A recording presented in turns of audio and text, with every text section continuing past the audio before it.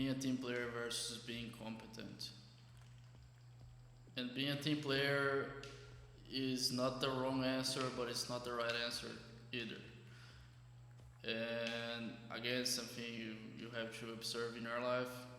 But if we notice a lot of governments and a lot of companies, they're just surrounded by yes men and people that are team players but are not competent in their jobs. And that is obviously a problem. And nowadays, we have way more tendencies to have only team players and not having any meritocracy to actually raise people that are competent.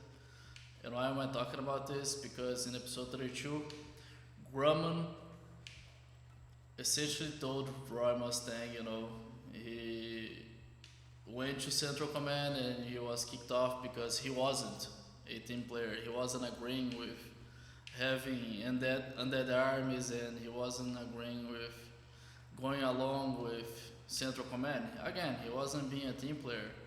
He wasn't being a politician when he kind of needed to. And that is a moral choice you can have, and many times, unfortunately, the answer is you have to be a team player.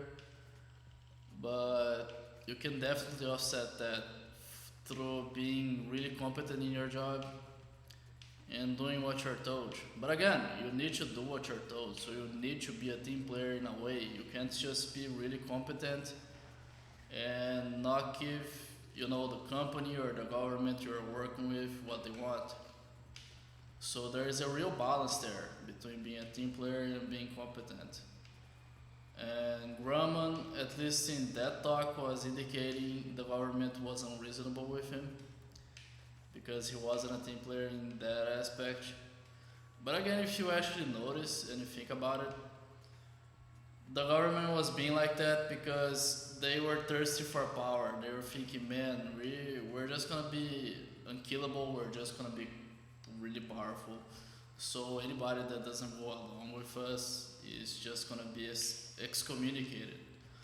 And that is again a really cool analogy because, at least through history books, we have the impression that this is exactly what happened to Japan in World War II when they were just thirsty for power, at least we think so. And they thought, man, we're gonna defeat the United States and be invincible. And again, I don't know how they were at the time. And that obviously wasn't very good because if you're just too thirsty for power, you're just gonna be unreasonable and excommunicate a bunch of competent and reasonable people for no reason, just so you have a bunch of yes men to basically follow you to the slaughter, like a bunch of lemons off a cliff, And as I'm saying, this